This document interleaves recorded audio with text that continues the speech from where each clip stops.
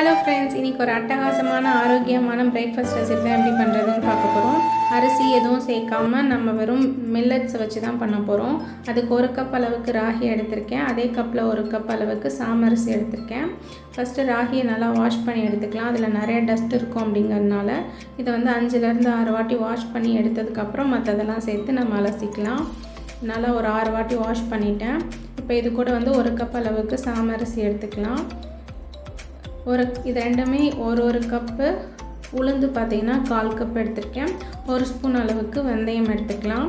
இது எல்லாத்தையும் திருப்பியும் ஒரு 3 வாட்டி வாஷ் பண்ணிவிட்டு அதுக்கப்புறம் ஒரு நல்ல தண்ணி சேர்த்துட்டு 5 மணி நேரம் வந்து ஊற வச்சு எடுத்துக்கலாம். ராகியும் சரி சாமரிசியும் சரி உடம்புக்கு ரொம்ப நல்லது. நீங்கள் வெயிட் லாஸ் பண்ணணும்னு நினைக்கிறீங்க அப்படின்னா இந்த ரெசிபி உங்களுக்கு கண்டிப்பாக சப்போர்ட் பண்ணும். இப்போ 5 மணி நேரம் ஆயிடுச்சு. ஓப்பன் பண்ணி பார்த்தா நல்லா ஊறி இருக்குது.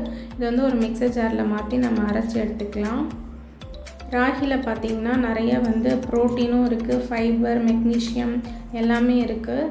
நீங்கள் பிரேக்ஃபாஸ்ட்டாக இதை எடுக்கும்போது உங்களுக்கு அந்த டே ஃபுல்லுக்கும் தேவையான அளவுக்கு நமக்கு எனர்ஜி கிடைக்கும். தண்ணி எதுவும் நம்ம சேர்க்க வேண்டாம். தண்ணி சேர்க்காமல் ஃபஸ்ட்டு ஒரு வாட்டி இந்த மாதிரி அரைச்சிட்டு அதுக்கப்புறமா இதுக்கு தேவையான அளவுக்கு கொஞ்சம் கொஞ்சமாக தண்ணி சேர்த்துட்டு நல்லா மைய அரைச்சிக்கலாம் தோசை மாவு பதத்துக்கு. இது மாதிரி சாமரிசியில் பார்த்திங்கன்னா பாஸ்பரஸ் நிறையா இருக்குது. இது வந்து நம்ம பாடியில் பேட் கொலஸ்ட்ரால் வந்து தங்காமல் இருக்கிறதுக்கு நமக்கு நல்லா சப்போர்ட் பண்ணும். உங்கள் வீட்டில் யாராவது டயபெட்டிஸ் இருந்தாங்க அப்படின்னா அவங்களுக்கு ஒயிட் தோசை கொடுக்கறதுக்கு பதிலாக இந்த மாதிரி தோசை பண்ணி கொடுங்க.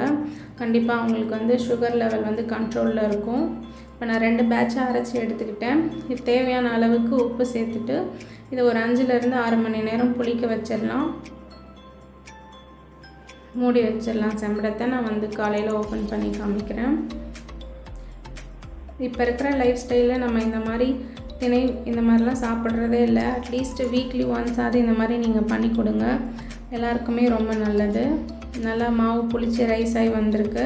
இதனால் ஒரு வாட்டி கிண்டிட்டு நம்ம தோசையாவோ இட்லியாவோ ஊற்றிக்கலாம். நான் இன்றைக்கி தோசை தான் பண்ண போகிறேன்.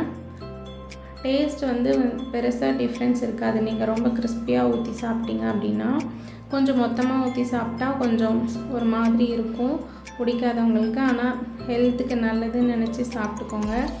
இதுக்கு கார சட்னி இல்லை தேங்காய் சட்னி ரெண்டுமே நல்லாயிருக்கும். ஃபிஷ் குழம்பு இருந்தால் இன்னும் கொஞ்சம் சூப்பராகவே இருக்கும். நான்வெஜ் சாப்பிட்றவங்களாக இருந்தால் ஃபிஷ் குழம்போடு ட்ரை பண்ணி பாருங்கள். இந்த ஹெல்த்தியான ரெசிபி உங்களுக்கு பிடிச்சிருந்துச்சுன்னா வீடியோ லைக் பண்ணுங்கள். உங்கள் ஃப்ரெண்ட்ஸ் அண்ட் ஃபேமிலிக்கும் ஷேர் பண்ணுங்கள். தேங்க்யூ.